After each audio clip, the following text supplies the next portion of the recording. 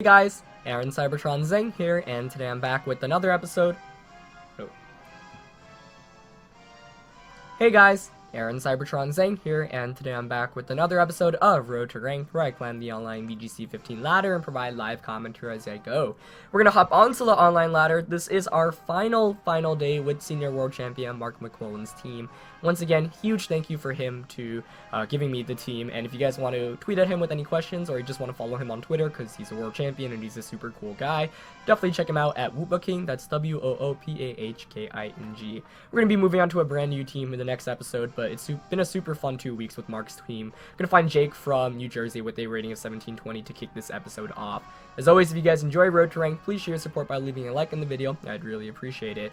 Jake's rocking some pretty cool Pokemon here: a Cresselia, Landorus, Heatran, Kangaskhan, Clefable, and Azumarill. So the Clefable here is pretty interesting to note because it saw some usage in the earlier end of the VGC 2015 season, but it's recently seen a resurgence because Azumarill, which is actually on Jake's team as well, has been really common with it. So or not with it, Azumarill has been really common in general, so Clefable's ability, Unaware, ignores those stat changes, which is super helpful.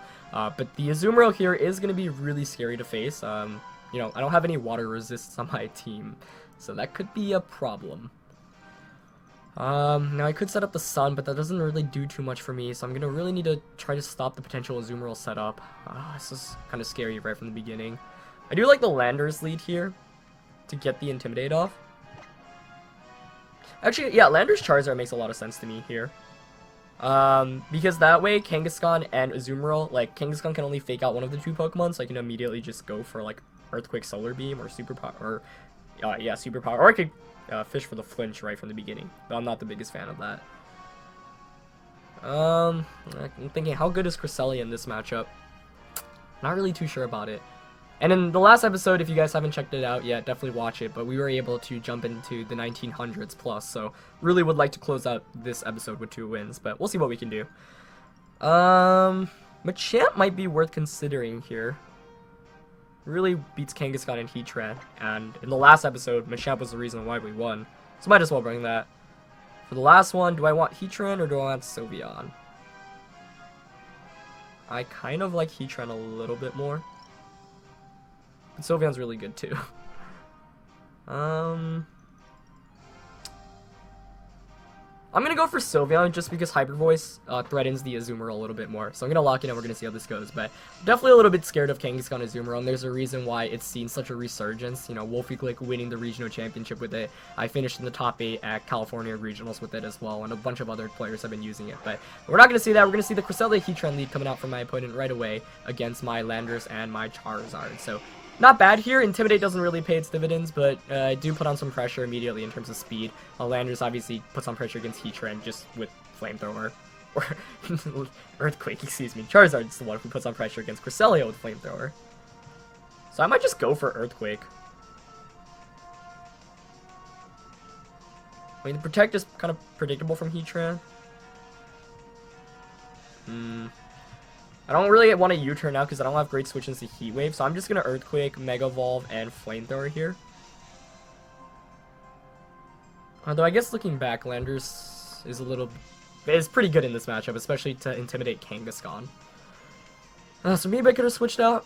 The Crest Heatran lead here for my team is a little bit annoying to deal with in general. I don't know what item Cresselia has too.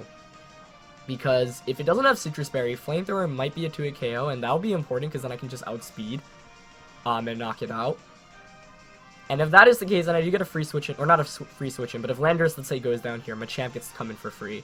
Who knows, maybe my opponent wants to switch out here. But nope, everything stays in, and Charizard's going to Mega Evolve here. So with Cresselia and Heatran here, I assume my opponent has Kangaskhan in the back. I don't know what Jake's last Pokemon is. Could be Azumarill, but let's see. Charizard here to set up the Drought. Oh, wow, Heatran going for a super big prediction there, going for the Earth Power onto Landorus. I'm not going to give it to my opponent. Going to get the Flamethrower off against Cresselia. He doesn't even have Citrus Berry. That's going to be huge for my opponent, or for me, really, as Earthquake here does go out into the Heatran. Going to be able to pick up a lot of damage here. I'm assuming we're going to see the Ice Beam come out from Cresselia as well. But he goes for the Calm Mind! Holy cow! That's big. That's so big here. So that turn basically played out as perfectly as could be. Really wasn't expecting that. So I really want to knock out Cresselia right now. I wonder if I think Rock Slide plus Heat Wave should be enough. So I'm gonna go for that. Or Flamethrower, excuse me. I'm guessing this Cresselia is the one we've seen in the Northeast region recently with the Keyberry. So I guess I'm kind of playing a little bit risky because if Rock Slide plus Flamethrower doesn't pick up the knockout, I'll be in trouble. Heatran here does just launch a Heat Wave this time around. With the Assault Vest, Landorus takes that like a champion. Flamethrower comes out from Charizard, gonna target down the Cresselia. Almost picks up the knockout. Rock Slide connects, and that should knock out Cresselia and Heatran. Bang. Nice. And that's why I didn't U-turn out with Landorus or, you know, target Cresselia. I just wanted to go for the Earth. I figured Heatran would have Shuka Berry, so if I could pick up the free damage immediately, it would make the matchup considerably easier since Heatran does give my team some trouble. So it looks like we are going to see Kangaskhan and Landorus coming in here. So, yeah, that's good because now I can reshuffle my Landorus in and out for Intimidates. So here, I'm definitely switching out Landorus into... Do I want to switch into Sylveon or Machamp?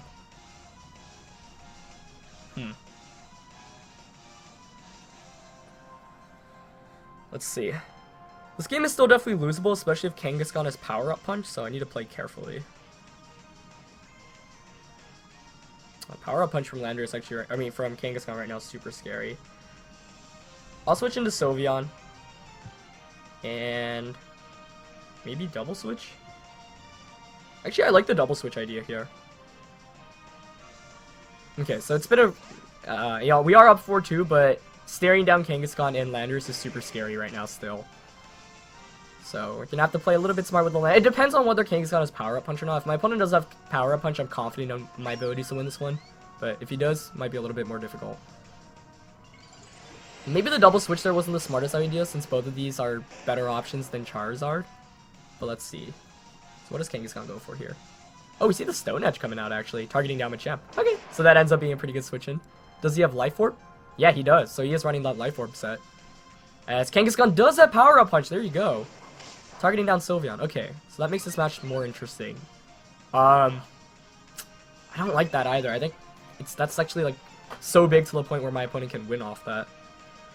But here's the thing. Now the Sylveon Machamp switch actually looks pretty good because what I can do is he kind of has to return the... Okay, well, first of all, yeah, you kind of have to target down Machamp here with the return, right? Do you predict that? I'm just going to Hyper Voice and... Because you can return Machamp and Stone Edge Sylveon.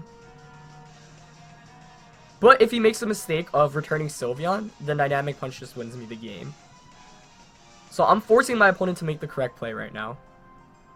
Oh, Kangaskhan could have Protect here, though. Let's see, let's see. And, you know, a lot of players have recently been using Low Kick on Kangaskhan just for that offensive pressure, but Power-Up Punch, especially with the Zoomer on your team as well, puts on so much pressure. Landorus protects. Hey, that's fine. I didn't target you. Who does Kangaskhan target? Return into... Okay, so he's going to play it smart there. Going to target down Machamp. So Machamp is going to faint. Maybe I don't have enough room, actually, to have made that play. Well, let's see. Oh, Hyper Voice isn't even a 2-hit KO on Kangaskhan, potentially.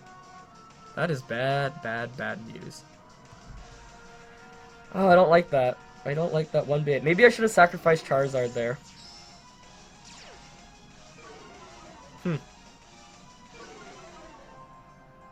Well, I mean, here I can just Superpower Hyper Voice, right?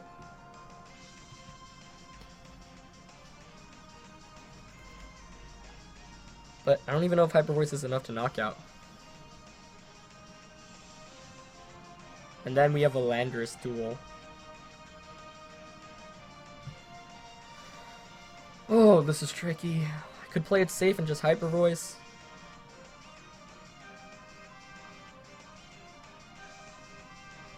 The question is, who do I expect Kangaskhan to target? I think it's going to target down Landorus, quite honestly.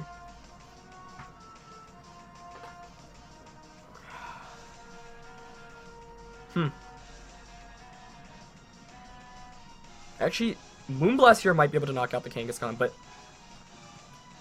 could Moonblast switch out into Charizard? I superpowered, but I should have switched out, I think. Okay, return comes out. Yeah, targets the Landorus. Okay, well, let's see if Moonblast picks up the knockout on the Kangaskhan. So he does go for Stone Edge onto Sylveon. Does connect there. But with the Intimidate, I'm able to survive with a pretty good, healthy amount. Sylveon goes for that Moonblast. Gonna be single target here against the Kangaskhan. Can we pick up the knockout? Oh, so close, but not enough. Okay. So bring in Charizard. Yikes, I might be relying on a Stone Edge miss there. I really needed that knockout against Kangaskhan. This Kangaskhan being bulky is really helping my opponent out. Yeah, I should have switched Machamp or Landorus out into the Charizard, expecting the target there. But I really thought Moonblast would maybe pick up the knockout there. Really nice of Jake to bring it back down from 4-2, and that's why Kangaskhan's so good, especially with Power-Up Punch. And that's exactly what I was saying. Like, it was actually a good position because my opponent would be able to get a free Power-Up Punch up there. Okay, so let's see. You basically have to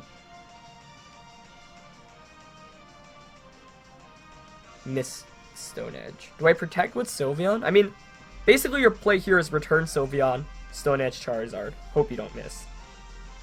And unfortunately, I'm too slow with Charizard to outspeed. So I guess if I have to protect here. I could Flamethrower Kang, but... Okay, I'm just going to protect Heat Wave. It would be a big misplay to not target Sylveon down here. Yeah, okay. Do we see a miss? We get it! Oh my gosh! Heat Wave actually picks up the knockout on both Pokemon, and that's going to be a win. We stole that one, though. But Stone Edge's accuracy is pretty darn terrible, and that's why...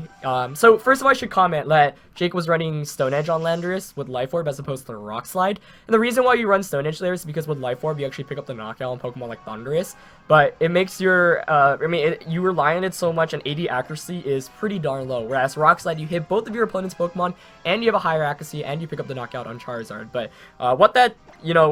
Stone Edge does is, even with the Intimidate, I think you still knock out Pokemon like Charizard that are 4 times weak, so that's why some players opt to run it. Gavin Michaels finished in the top 4 at Arizona Regionals with it, so it's a super good set, but, 80 accuracy is very, very unreliable in VGC, and if you're not playing best of 3, like, in best of 1, it's just, I don't like to depending on it whatsoever, so, kind of undeserving win there, I feel like, in the end. But it was really difficult to come out there. I think, if anything, one play I should have made better was sacrificing Charizard. Though I guess in the long run, that actually, Charizard surviving was why I ended up winning the game. So that was super, super scary. And I don't know, maybe keeping in Landorus and going for the superpower against Kangaskhan just to get enough damage to do finish it off with my other Pokemon. But you can see Kangaskhan actually has a really good matchup because it outspeeds all my Pokemon if I don't have Trick Room up. And Cresselia wasn't exactly the best Pokemon to bring into that one. So we take a win there. I don't like winning off that, but that was our win condition, and fortunately enough, we did end up pulling it through. A safer play at the end actually maybe would have been to Flamethrower the Kangaskhan, but I wasn't sure if he had Protect or not. If you did have Protect, I mean, I guess you don't Protect there, though. So I was kind of playing the odds there because I needed Heat Wave to connect, and if I just Flamethrower Kangaskhan, it would go down, and then Landorus wouldn't have enough firepower to beat both of my Pokemon, because then you have to connect with Stone Edge onto Charizard, take the Life Orb damage, and then Sylveon's Hyper Voice should finish you off. Though I guess if it doesn't finish you off, since this Sylveon is pretty bulky as well, then you can just Earthquake win the game. So maybe Heat Wave was the play there. But either way, we take a game there. Great game to Jake there. I mean, the opening looked so great for me, but Kangaskhan and Landorus just has enough firepower to close out the game, especially if you have Power-Up Punch on Kangaskhan. And this team really relies on, A, either you setting up Trick Room so that you can outspeed it, or 2, Landorus just coming in and intimidating it. But with Power-Up Punch, it becomes basically 20 times more difficult to actually take care of. So it's a pretty good demonstration of why Kangaskhan has been so dominant all of the season, why it won the World Championships, why it's been used so much recently at Regionals as well. But Kangaskhan can be run in a ton of different ways. So our very last game is going to be against Mr. Pakul from Madrid with a rating of 1565. This will be our final game with this team. And let's see how this goes. you know, losing here would actually maybe put us back under the 1900s since my opponent's only in the 1500s. So would really like to win this one to close out the team and maybe, you know, just end with the rating of 1925 plus. But anyway, the team here is going to be Breloom, Sylveon, Milotic, Metagross, Kangaskhan, and Talonflame. So the Breloom here actually really scary to go up against. And I would normally just lead Landorus, but let's see. So I think Charizard's a pretty good option to lead with right away. But I don't know what else. Maybe Charizard Heatran? Charizard Cresselia? I kind of like Charizard Heatran here. My opponent's just really weak to fire. I definitely need Landorus in the back for Kangaskhan, Talonflame, and Breloom. And for the last one, Machamp's not really that great. I already have enough answers for Sylveon, or my opponent's Sylveon. Let's go with my own Sylveon. Hyper Voice threatens Kangaskhan, Breloom, Sylveon, and Milotic. Yeah, I like that. So I'm gonna lock in. We're gonna see how this goes. It's like kind of interesting because when I was talking to Mark, he was like, "Yeah, you should always bring Cresselia." And I guess I'm just not that comfortable with Cresselia in this year of VGC, which is ironic since both times I made it to the top 8 of the World Championships, I had Cresselia on my team. But those were in previous VGC years. I'm not as big of a fan as it this year. I kind of like the offense more. So we see the smart lead of Kangaskhan and Milotic for my opponents and covering for the Landorus, which is actually really scary here. So I'm actually going to go straight for the Flame. Maybe I should knock out Milotic, actually. Decisions. I mean, what do you do if you're Kangaskhan here? Do you just go straight for the attack? And I want to eliminate Kangaskhan because then Sylveon can come in. Let's Flamethrower and overheat it. I don't know how fast it is either, but given that it's Mega Evolving before Charizard, most likely it's faster. And of course, Mark's Charizard actually I think had like 0 speed EVs. So presumably it's going to be faster on Kangaskhan's end. But the real question is, what does it go for? So Sun's going to be set up, and Sun really helps me out in this match in general.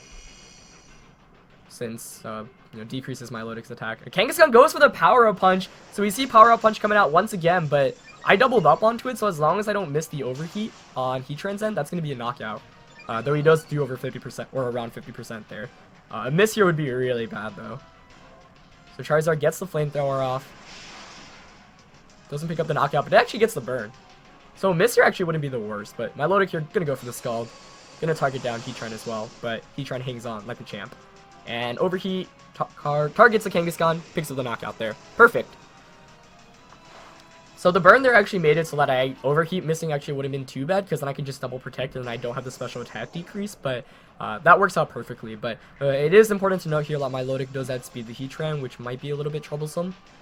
Mainly because, you know, I just might have to be forced to switch out here, but that was a really good turn 1 here. Breloom's going to come out for my opponent, but hey, that's pretty good to see. So with Breloom out, unless he has like Rock Tomb, which would be scary, I'm going to go for the Heat Wave. And Milotic can't really touch either of my Pokemon, so I'm just going to double Heat Wave here, honestly. I mean, worst case, Breloom... Oh, he does have Rock Tomb! Holy shimol, is that enough to knock me out? Woo! Scald should have knocked me out here, but maybe I should have predicted and protected my Charizard. That's big. Heat Wave connects with both my opponent's Pokemon, though. That's good. With the Sun still brings Breloom down to its Focus Sash. But, yeah, this game just got a little bit more difficult, guys. Is that Moringa Berry? No, Leftovers. Ah, I should have protected Charizard. That was a bad play. I really didn't think he'd have Rock Tomb. I didn't think he'd be faster either, but that's the issue with this Charizard. It's got no speed EV, so you can't outspeed. Yikes. So, this game just got a lot worse.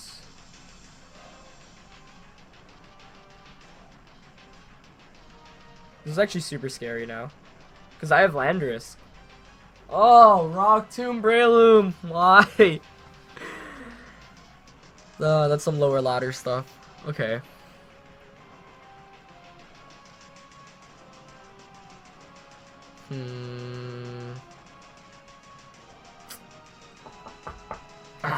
It's really frustrating. I don't know who to switch in right now. I think it's got to be Sylveon. Whew.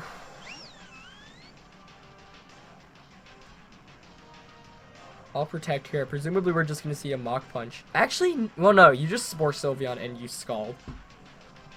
I don't really have an answer to that either. Do I Hyper Voice or Protect here, though? That's the question. I think I Protect because then I can bring in Landorus, but then I give it the competitive boost. So that's how much one turn changes the game. One freaking Rock Tomb from Breloom. And he's not Scarfed either, obviously, because he had the Sash. Yeah, my opponent does play it smart. Goes for the Spore, goes for the Scald. I should have protected Charizard there. If I protected Charizard, then Heatran would have done Breloom. Then I could just switch Charizard back out. Yeah, that was not a smart play on my end. So I'll bring in Landorus. I might be fishing for a flinch right now. Flinch can still bring me back into this game, though. But it also depends on whether he has... Actually, no. You definitely go for the Ice type attack here into Milotic. From Milotic. But I guess if he messes up, tries to Spore or get clever, Spore Sylveon. I mean, I'm guaranteed a Hyper Voice off here, but the flinch is what I need more. So, we'll see if Landorus can be our savior for the day. Oh, what a frustrating... Wow, he went for the Mach Punch instead. So I'm going to get a single target Hyper Voice as well. But Rock Slide misses the Breloom. Oh, no. Do we get the flinch on Milotic to make up for that? Let's see. No, he gets the Ice Beam off. Oh. And that's going to be a knockout through the Assault Vest because of the competitive boost. Yikes. Wow, unreal. Rock Tomb, Breloom. So you can see here the Breloom's most likely not carrying Bullet Seed since we did see Mach Punch and we've seen Spore and Rock Tomb. And Rock Tomb Breloom's like not normally a good solution to beat Charizard, but given that this Charizard has no speed EVs, I guess that's the one thing I would change about Mark's team, as Sylveon's my opponent's last one. So I would have needed some more flinch hacks in the end. But, wow. That's why you should never underestimate your opponent despite their rating. Would have been really nice to close out with a win here, but crazy, crazy, crazy game. Yeah, Charizard switching out as Sylveon goes for the Calm Mind.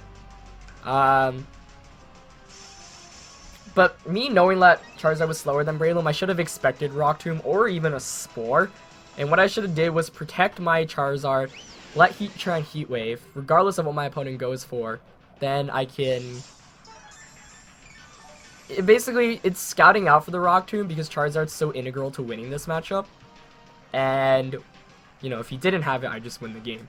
If you do have it, then I switch out into Sylveon, and I make sure I knock out your Breloom before I can finish out the game. So we see Scald coming out, and with that +1 boost, Sylveon's going to be able to get the Hyper Voice off, and going to be able to knock out my Sylveon here. So, final game of the episode, or final game with this team. We actually pick up a loss there, unfortunately, against Mr. Pakul. So, good game, sir. So, in our last 2 days, we went 3-1, but unfortunately, our opponent was pretty lowly rated, so that might actually bring us back down under the 1900s. I mean, I guess we'll have to see, but regardless, it's been a really fun run with the team, and the last 2 episodes both have been super, super exciting. Well played to my opponent there. I mean, Rock Tomb Breloom, you really don't see that every day, but ended up coming in pretty clutch for my opponent there. So, I should have just realized that Breloom would have been faster than Charizard in general, and I should have switched out or protected for that reason, regardless of whether he had Rock Tomb or not. So that was kind of a bad oversight on my end, and that's just me being kind of unfamiliar with this very slow Charizard on Mark's team. But very fun game against my opponent. Good game there. So we do close out the... basically using Mark's team. I hope you guys enjoyed Mark's team. It's super fun, and I hope you guys can see why it won the World Championships. Fantastic team, especially in a best-of-3 setting. So, thanks to Mark. Give him a follow on Twitter at Woopahking. That's WOOPAHKING. Thank you for watching this episode. As always, leave a like if you enjoyed it, and I'll see you guys next time with a brand new team. Alright, peace.